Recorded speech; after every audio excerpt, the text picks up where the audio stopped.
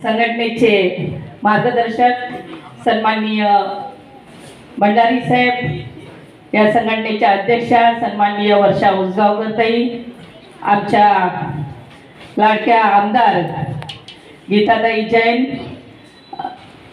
संगीताताई, माधव कुलकर्णी साहेब, गुरव साहेब, माझे सहकारी मोहन जाधवजी आणि उपस्थित सर्व बंधू आणि भगिनींनो, सर्वांना सस्ने जय महाराष्ट्र। खरोखर अत्यंत चांगली गोष्ट की या मीरा भाईंदरमध्ये जरी स्टुडिओ असले तरी पण या कामगारांसाठी एवढी मोठी चांगली संघटना कार्य करते हे इथल्या स्थानिक लोकांना माहिती नव्हतं। आणि या माध्यमातून आता इथल्या लोकांना देखील जर काही असे प्रॉब्लेम असतील तर कुणाकडे जावं यासाठी आता शोध करायची गरज नाहीये।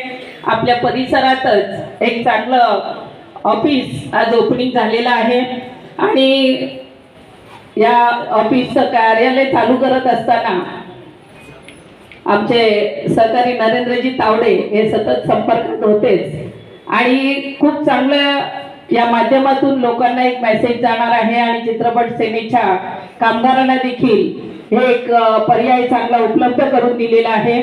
मी या निमित्ताने या कार्यालयाच्या सर्व सदस्यांना आणि पदाधिकाऱ्यांना मनपूर्वक शुभेच्छा देते। पुढील वाटचालीसाठी अनंत शुभेच्छा आणि जेव्हा जेव्हा आमची गरज लागेल त्यावेळी मी देखील आपल्यामध्ये सहभागी असेल एवढं वचन देते। जय हिंद, जय महाराष्ट्र।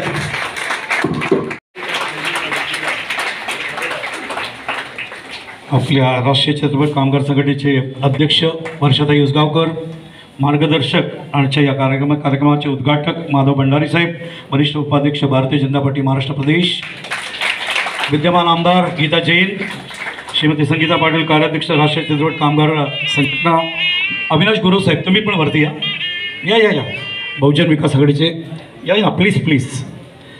बहुजन विकास आघाडीचे आमचे माजी अध्यक्ष अविनाश गुरव साहेब, त्यांनाही विनंती करतो वरतीने येण्यासाठी। आणि तसंच महिला संघटक शिवसेनेच्या आमच्या रेणुताई देवन, टाळ्या येऊ द्या एकदा जोरात। आपल्या संघटनेची ही सुरुवात आहे। जय शिवाजी, भारत माता की, भारत माता की, वंदे वंदे।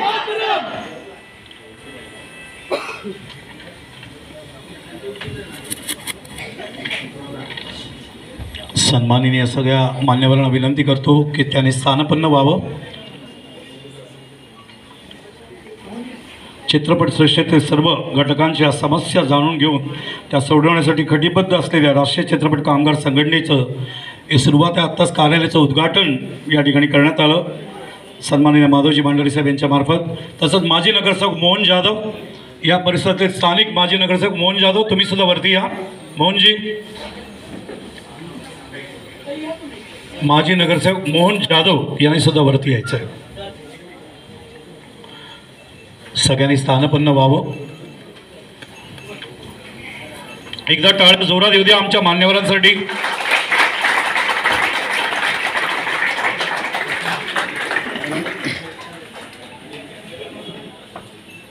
जास्त वेळ न घेता या आपण सत्कार समारंभाला या ठिकाणी सुरुवात करूया। ती प्रज्वलन झालेलं आहे। मी या ठिकाणी मोहन जाधव, माजी नगरसेवक मोहन जाधव, स्थानिक माजी नगरसेवक मोहन इकडे आहे का वरती? इतकं पण धावू नका आणि अकालीच वरती जाऊ नका। डॉक्टर धनंजय देशपांडे यांच्या लेखातून। अनेकदा आपण आपल्या कामाला झोकून देऊन इतका वेळ देत असतो की आपल्याजवळ आपल्यासाठीच वेळ उरत नाही आणि मग एक दिवस असा येतो की धाव धाव धावून आपण जे काही कमवलं, बँक बॅलन्स, फ्लॅट, गाडी, ऐश्वर्य, जे काही कमवलं ते पाहण्यासाठी, त्याचा आनंद घेण्यासाठी आपणच जिवंत नसतो। मित्रांनो, ही कहाणी आहे जामनगर, गुजरातच्या अत्यंत यशस्वी अशा डॉक्टरची अचानक थांबलेली जीवनयात्रा। आजवर 16,000 हृदयविकार रुग्णांवर उपचार करून त्यांना जीवनदान मिळवून दिले होते। असे हे डॉक्टर गांधी स्वतः प्रसिद्ध कार्डिओलॉजिस्ट अर्थात हृदयविकार तज्ज्ञ होते. इतकंच नव्हे तर कमी वयात हल्ली अटॅक येत आहेत हे पाहून त्यांनी स्वतः एक मिशन सुरू करून त्याद्वारे सर्वांना जागे करत होते. इतक्या लहान वयात 16,000 ऑपरेशन्स त्यांनी केले. म्हणजे रोज सुमारे 17 ते 18 तास काम करत असणार. तेही हृदयाचे ऑपरेशन्स म्हणजे अत्यंत नाजूक व तितकंच स्ट्रेसफुल काम. असेच एके दिवशी ते दवाखान्यात जायला निघाले आणि रस्त्यातच त्यांना छातीत कळ आली आणि दवाखान्यात पोहोचेपर्यंत सगळं संपलं होतं. हजारोंचे जीव वाचवणाऱ्याचा जीव मात्र कुणालाच वाचवता आला नाही. इतका त्यांना आलेला तो अटॅक तीव्र होता. 2-3 कारणांसाठी मनात हळहळ दाटून येते. एकतर 41 हे काही जायचं वयच नाही आणि त्यातही अशा बुद्धिमान डॉक्टरची ज्याची समाजाला प्रचंड गरज होती. शिवाय इतरांनी गाफील राहू नये म्हणून जागे करणारे डॉक्टर गांधी स्वतःच कसे स्वतःबद्दल गाफील राहिले. मला एकदम आपल्या डॉक्टर नीतू मांडके यांची आठवण आली. तेही असेच झोकून देऊन काम करणारे हार्ट स्पेशालिस्ट डॉक्टर. ते तर म्हणायचे की मला आजारी पडायला देखील वेळ नाही. इतकी ऑपरेशन्स पेंडिंग आहेत. वेटिंग लिस्ट मोठी आहे. मात्र तेच अटॅकने तडकाफडकी गेले. कामाचा प्रचंड ताण आणि त्यातून होणारा मानसिक ताण आणि त्यातून मग ओघानेच येणारा अटॅक. वाईट वाटतं खूप अशा वेळी. अर्थात एकेकाळी ऐन 40शीत असताना मलाही अटॅक आलेला. पुन्हा हॉस्पिटलमध्ये ICU मध्ये मी ऍडमिट. मात्र डॉक्टर जगदीश हिरमेट सारखा देवदूत तिथं मला लाभला आणि त्यांनी मला त्या आजारातून बाहेर तर काढलंच, पण त्यांनी कान टोचून जे काही सांगितलं ते आजवर पाळलं. त्यामुळे थेट ट्रेकिंग करू शकतोय, गड किल्ले चढून जातोय. नाही तर 4 जिने सुद्धा यापुढे चढता येणार नाही असं त्यांनी सांगितलं होतं. शॉर्ट मध्ये सांगतो, वेळेनुसार जेवण, पुरेसा आहार आणि नो जागरण ही त्रिसूत्र त्यांनी दिलेली, जी आजवर काटेकोर पाळतोय.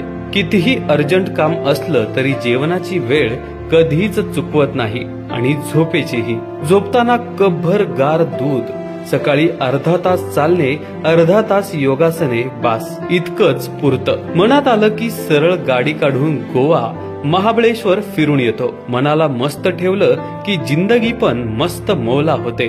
4 लोक काय म्हणतील याला फाट्यावर मारा. ते मनावर घेत बसून ताण घेतला तर तुम्ही फोटोत जाऊन बसाल आणि तेच 4 लोक तुमच्या फोटोला हार घालायला येतील. त्यामुळे फोटोत जायचं नसेल तर ताण घेणे सोडा. मंडळी, स्वतःला कामात इतकं पण झोकून देऊ नका की तुम्ही कोणत्याच कामाचे राहणार नाही किंवा मग राहणारच नाही. स्वतःवर इतका अन्याय करू नका. स्वतःला थोडासा वेळ जरूर द्या. स्वतःची काळजी घ्या. तुम्ही फक्त तुमचे नाही तर समाजाचे देखील आहात. त्यांना असं वाऱ्यावर सोडून देऊन कसं चालेल. बिझनेस मध्ये अपडाऊन सुरू आहे, असू द्या, काही फरक पडत नाही. जगलो तर पुन्हा लढून जिंकू शकतो. नोकरीच्या जागी बॉसिंगचा त्रास आहे, काही फरक पडत नाही.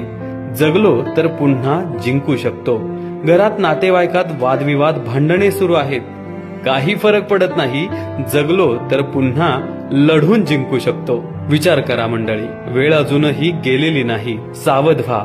काम तर केलंच पाहिजे, पण त्यात ताण निर्माण होऊ देऊ नका. कुत्रा मागे लागल्यासारखे धावू नका. शांतपणे, दमदारपणे वाटचाल करा.